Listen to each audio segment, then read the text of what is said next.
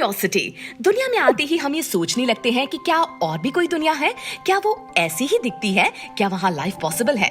इन्हीं सब के आंसर्स ढूंढने के लिए 6 ऐसी एजेंसीज बनी हैं जो इन जवाबों को हमारे लिए खोज रही है। Roscosmos, the Russian Space Agency; CNSA, the Chinese National Space Agency; JAXA, the Japanese Aerospace Exploration Agency; ESA, the European Space Agency; NASA, the National Aeronautics and Space Administration; ISRO, the Indian Space Research Organization। और आज दो world famous agency ISRO और NASA की impressive achievements और काम को जानने की कोशिश करेंगे। जाके क्यूरियस बनती। ISRO Indian Space Research Organisation India की नेशनल स्पेस एजेंसी है जिसके हेडक्वार्टर्स बेंगलुरु में है। इस एजेंसी का मोटिव ये है कि वो स्पेस टेक्नोलॉजी को ऐसे डेवलप करे जिससे वो दूसरे प्लैनेट, स्टार्स इन सब तक पहुंच पाए और वहां प्रॉपर साइंटिफिक रिसर्च कर पाए। ये agency department of atomic energy के अंडर बनाया गया था 1969 में, जिसके हेड मिस्टर विक्रम साराभाई जो कि एक फेमस इंडियन फिजिसिस्ट और एस्ट्रोनॉमर थे। नासा का फुल फॉर्म है national aeronautics and space administration, जो कि प्रेसिडेंट आइजनहावर ने 29 जुलाई 1958 में बनाई थी। ये एजेंसी यूएस के फेडरल यानी संघीय गवर्नमेंट का एक इंडिपेंडेंट ब्रांच है। अमेरिका के हर स्पेस एक्टिविटीज के लिए जिम्मेदार इस एजेंसी नासा के हेडक्वार्टर्स वॉशिंगटन डीसी में है। वैसे तो इसरो का सबसे पहला सैटेलाइट आर्यभट्ट पूरी तरह से इंडिया में डिजाइन हुआ था, पर उसे लॉन्च करने के लिए सोवियत यूनियन की कॉस्मोस 3M रॉकेट की जरूरत पड़ी थी। वैसे इंडिया ने जल्द ही एक लॉन्चिंग व्हीकल SLV-3 तैयार भी कर लिया था, जिससे 1980 में सैटेलाइट रोहिणी को स्पेस में लॉन्च किया गया और ये इंडिया की सबसे पहली सेल्फ मेड सैटेलाइट और लॉन्च व्हीकल बने। नासा का सबसे पहला सैटेलाइट पायनियर 1 था, जिसे नासा के बिजनेस क्वार्टर्स खुलने के 10 दिन बाद 1 अक्टूबर 1958 में लॉन्च किया गया। वैसे ये बहुत सारी फील्ड अटेम्प्ट्स के बाद पॉसिबल हुआ था, जो कि NACA या national advisory committee of aeronautics के अंदर किया गया था। एक तरफ नासा जो कि 2 चीजों के लिए जानी जाती है, अपनी टॉप क्लास स्पेस टेक्नोलॉजी के लिए और फिर अपनी रॉकेट्स और सैटेलाइट्स के लिए, जिसके लिए इसे बहुत सारी मटेरियल्स बाहर की एजेंसी से खरीदने पड़ते हैं। दूसरी तरफ इसरो अपने मिशन को कम से कम बजट करने के लिए जानी जाती है और तो और उनका एम यही है कि दाम कम काम ज्यादा। ये इसीलिए हो पाता है क्योंकि वो सारे सैटेलाइट्स और रॉकेट्स इंडिया में ही तैयार कर लेते हैं।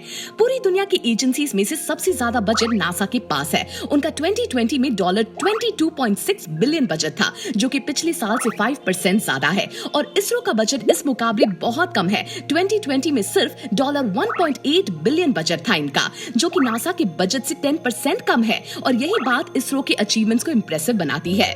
बहुत कम बजट होने के बावजूद भी इसरो ने 111 स्पेसक्राफ्ट मिशन और 80 लॉन्च मिशंस किए हैं, जबकि नासा ने इंसानों के साथ 200 से ज्यादा सक्सेसफुल मिशंस और बिना इंसानों के 1000 सक्सेसफुल मिशंस किए हैं। इसरो के पास 4 तरह के सैटेलाइट लॉन्चिंग व्हीकल्स हैं जो अभी भी इस्तेमाल होते हैं। PSLV polar satellite launch vehicle, GSLV geosynchronous satellite launch vehicle, GSLV-M third sounding rockets.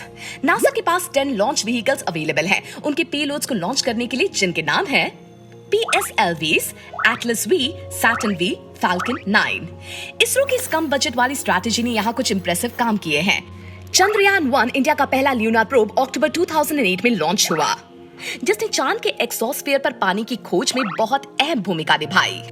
ISRO का मार्स ऑर्बिटर मिशन, जिसको मंगलयान भी कहा जाता है, वो सबसे पहला मार्स मिशन बना जो सक्सेसफुली मार्स के ऑर्बिट में घुसा, वो भी अपने पहली अटेम्प्ट में, जिसका कॉस्ट बिल्कुल कम $74 मिलियन था। इसरो ने फरवरी 2017 में सबसे ज्यादा सैटेलाइट्स एक सिंगल रॉकेट की मदद से सक्सेसफुली स्पेस में लॉन्च करने का रिकॉर्ड भी तोड़ा।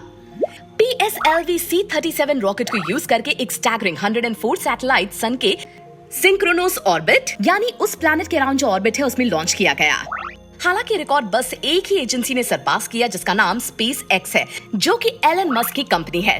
स्पेस एक्स ने जनवरी 2021 में फाल्कन 9 रॉकेट पर 143 सैटेलाइट्स लॉन्च किए, जो कि वाकई काबिले तारीफ थी। नासा हमेशा से एक पायनियर रहा है स्पेस रिलेटेड चीजों के लिए। शायद नासा का सबसे आइकॉनिक अकम्प्लिशमेंट तब सामने आया जब उन्होंने सबसे पहले इंसानों को चांद पर उतारा। मिलियन लोग इस मिशन की ओर ड्रॉन थे जब नील आर्मस्ट्रॉन्ग और बस ऑल्ड्रिन चांद पर पैर रखने वाले पहले इंसान बने। उसके बाद से नासा ने 10 और एस्ट्रोनॉट्स को चांद पर भेजा है। नासा के वॉयेजर मिशन ने स्पेस प्रोब्स वॉयेजर 1 एंड 2 को लॉन्च किया ताकि वो हमारे सोलर सिस्टम के आउटर लिमिट्स के बारे में पढ़ सके। इंटरस्टेलर स्पेस में घुसने वाले ये एकमात्र ऐसे ऑब्जेक्ट्स हैं जिनमें इंसान है। वॉयेजर 1 एंड 2 43 ईयर्स से अब तक ऑपरेशनल है, जिनको 1977 में लॉन्च किया गया था। इस डिवाइस से ही हमें जुपिटर, सैटर्न, यूरेनस और नेपच्यून की कुछ बेहद शानदार फोटोज मिले हैं। रेड प्लैनेट यानी मार्स की खोज को तो आप सारे जानते ही हैं। ये पूरी दुनिया की एजेंसीज के सबसे पसंदीदा मिशन बन गया है जब से पता चला है कि उस प्लैनेट पर कभी लिक्विड हुआ करता था। 2020 में लॉन्च किया गया परसिवियरेंस रोवर सबसे लेटेस्ट रोवर है जो मार्स की जमीन पर उतरने में पूरी तरह सक्सेसफुल रहा। 1997 में पाथफाइंडर रोवर सबसे पहला कदम था मार्शियन सॉइल पर। आने वाला कल हमें कई इंटरेस्टिंग मिशन दिखाने वाला है।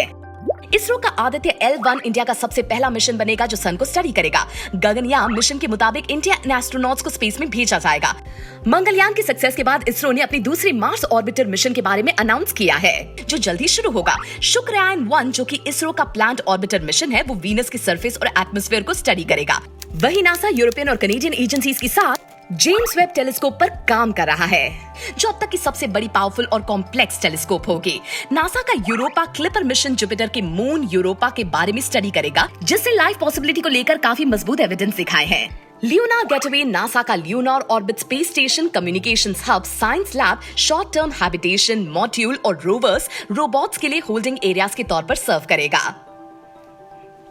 नासा आर्टेमिस मिशन के एक पार्ट के रूप में मार्स के मिशन की तैयारी करने के लिए चांद पर एक स्टेबल प्रेजेंस भी फॉर्म करेगा और ये मिशन हमें स्पेस एक्सप्लोरेशन के एक नई इरा की शुरुआत कराएगा।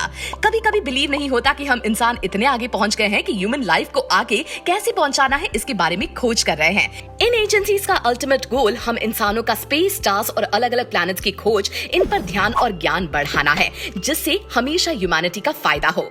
अगर ये वीडियो पसंद आया और ऐसे ही वीडियोस देखने के लिए क्यूरियस पंथी को सब्सक्राइब करना मत भूलना। देखते रहो क्यूरियस पंथी, बचाओ अपने ज्ञान के घंटे।